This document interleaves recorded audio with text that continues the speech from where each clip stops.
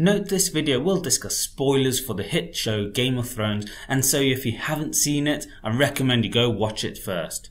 Like, honestly, go now. Don't wait, the video will still be here when you're done.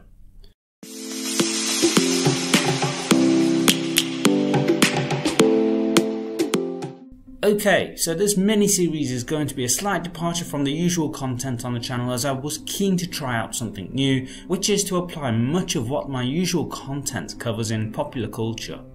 On that note, I'd love to hear feedback on how you find this video, and if you enjoy it, I may look to expand it into its own series on the channel. If you're new to the channel, first of all, welcome, and I appreciate you taking a look at the video. I'd love to hear your feedback as well, and if you enjoyed the video, please leave a like, share it and subscribe for more content like this.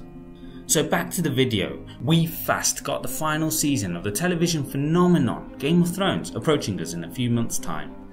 The show's been a tremendous hit since it first aired in 2011 and has gone on to become one of the most successful shows in history, and has developed a legion of fans for the series of books it's based on by the author George R.R. Martin.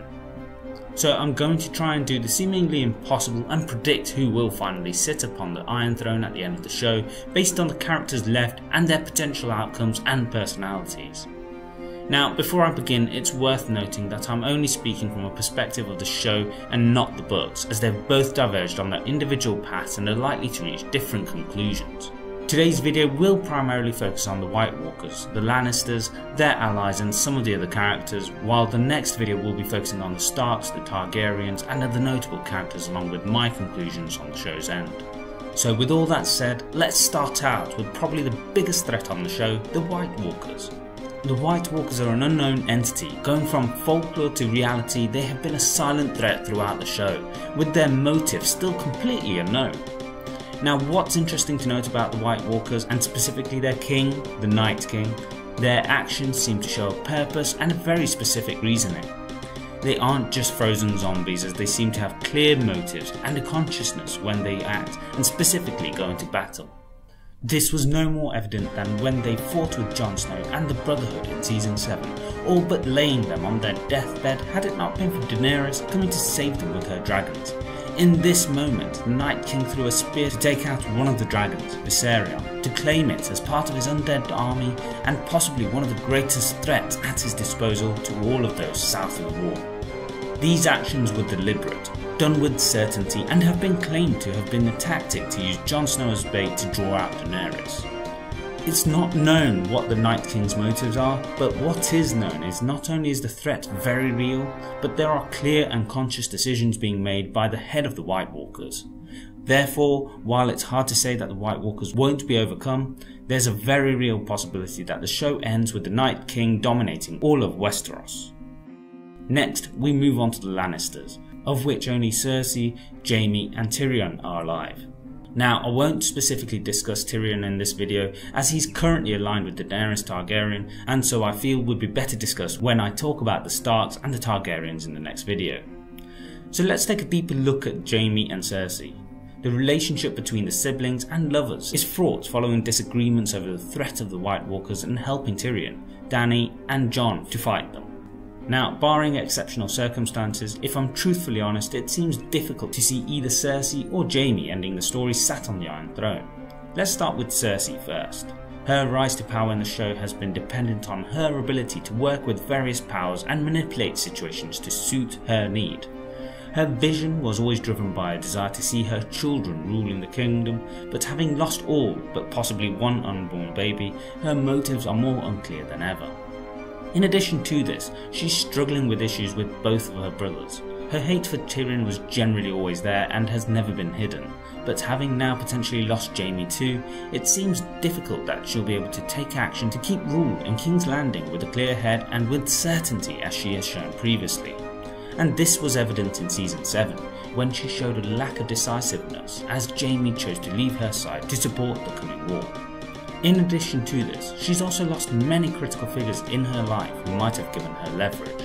This is none more evident than her not having her father, Tywin, at her side to provide strategic leadership and holding the family together.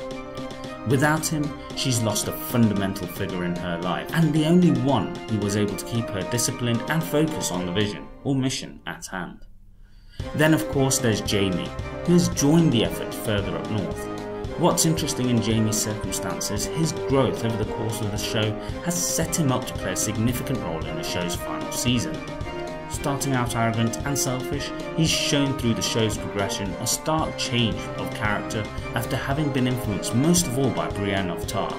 Her dedication to her duties and honour as a knight has clearly had a profound impact on him, leaving him making decisions that wouldn't have been up for question in his past, and more importantly, acknowledging his role for the greater need of all people of Westeros.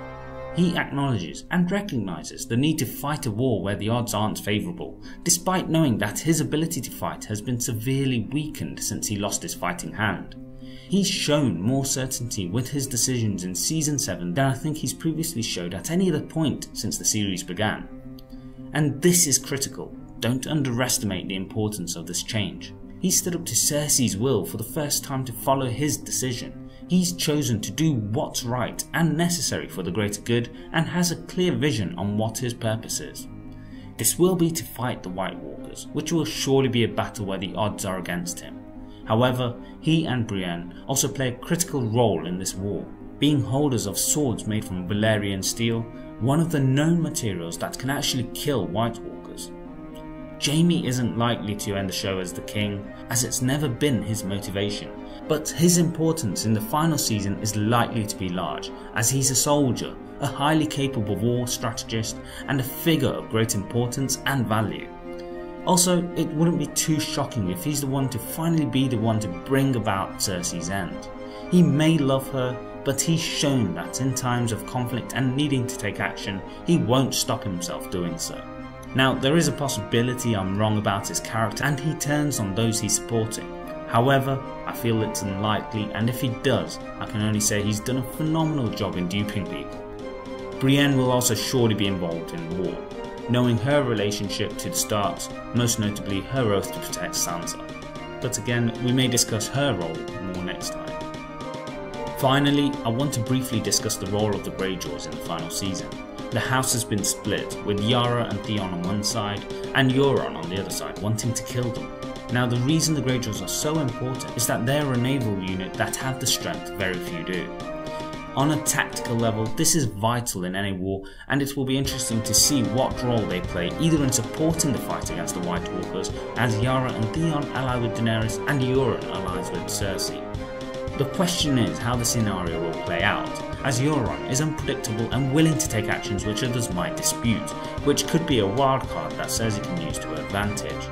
However, equally so, Euron is also a character who is very much in the game for himself. Just as he's allied to Cersei, there is just as much a possibility of him turning against her should the relationship not be of benefit to him.